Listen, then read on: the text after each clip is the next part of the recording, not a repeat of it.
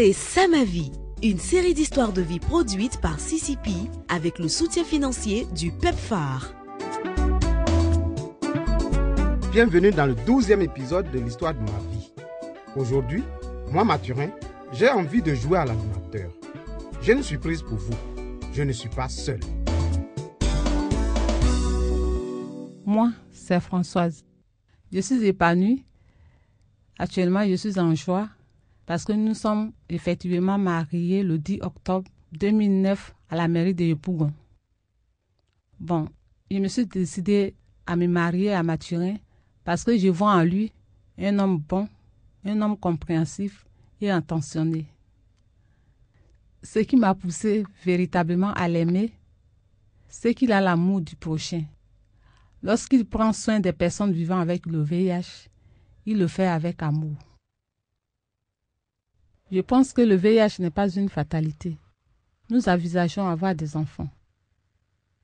C'est vrai que pour 2 personnes séropositives, avoir des enfants paraît difficile.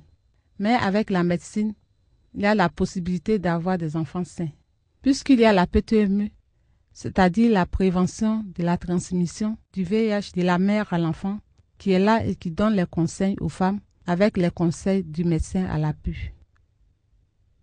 En tant que femme, je désire avoir un enfant parce que je n'en ai pas. Et ce désir est fort. Je mettrai donc toutes les chances de mon côté pour que cet enfant soit sain. Si Dieu décidait autrement et que notre santé ne le permettait pas, bon, je l'accepterai. Puisque Mathurin a déjà 2 enfants, je prendrai ces enfants comme les miens et nous les élèverons ensemble. Mais malgré tout, j'ai prié pour que Dieu m'accorde cette grâce-là, pour vivre la joie d'une femme qui met au monde un enfant. J'aimerais vraiment ressentir ces sentiments-là. Notre vie de couple est comme la vie de tout autre couple. Nous ne sommes pas des êtres à part. Nous sommes des personnes. Mais nous sommes porteurs du virus. Nous avons des droits. Et nous avons le droit aussi d'avoir des enfants.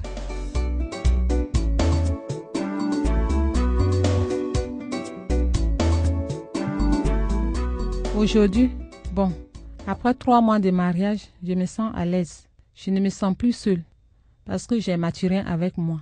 Je peux prendre des décisions concernant mon foyer. Je suis à l'aise. Avant de me marier, la solitude, c'était difficile pour moi, même si je me disais que je pouvais la supporter. Aujourd'hui, je partage tout avec Mathurin. Avec lui, je peux parler de la maladie et chacun rappelle à l'autre quand il doit prendre ses médicaments. J'aimerais qu'il rentre tôt de son travail parce qu'il rentre tard et cela m'inquiète.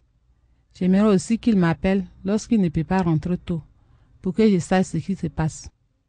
Bon, notre projet dans l'immédiat, c'est de faire venir ces enfants qui vont vivre avec nous et j'espère que je pourrai mieux m'occuper d'eux et qu'ils me prendront comme une amie et non comme une étrangère. Beaucoup de choses ont changé dans ma vie depuis mon mariage avec Françoise. Françoise est à mes petits soins comme je le souhaitais. Elle fait bien la cuisine. Elle veille sur ma santé. Elle veille aussi sur mes tenues vestimentaires. Elle organise la maison et les dépenses. Françoise a appris à me connaître. J'ai découvert son astuce. J'aime beaucoup le foutou manioc. Donc, quand je suis fâché, c'est ce qu'elle prépare pour me flatter. Elle m'aide déjà à m'occuper des enfants en attendant qu'ils viennent vivre avec nous. Françoise avait voulu que les enfants viennent avant notre mariage. Mais j'ai souhaité avoir un peu de temps pour préparer leur arrivée. Je serai franc avec les enfants. Je leur dirai qui est Françoise pour moi et qui elle est pour eux. Françoise et moi parlons souvent de leur arrivée. Je lui laisserai la responsabilité d'éduquer les enfants. Mais il y a une phrase que je n'aimerais pas entendre. Tes enfants ont fait ceci, tes enfants ont fait cela. Françoise est stricte. Je sais qu'elle sera stricte aussi avec les enfants. Mais parfois, j'aimerais qu'elle soit moins exigeante.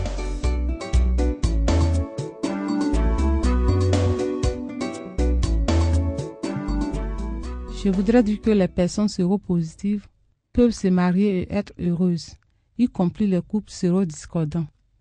S'il y a de l'amour, de la communication dans le couple, et si le couple est bien informé sur le VIH, le bonheur est possible. C'est ma vie que je viens de raconter. Je l'ai fait pour montrer à la communauté qu'une personne vivant avec le VIH est une personne comme toute autre. C'est une personne qui a besoin de soutien familial et du soutien de la communauté. Moi, j'ai beaucoup souffert du VIH par ignorance. Et cette ignorance a failli m'amener à la mort. Alors, je conseille à chacun de faire le test du VIH pour bien gérer sa santé.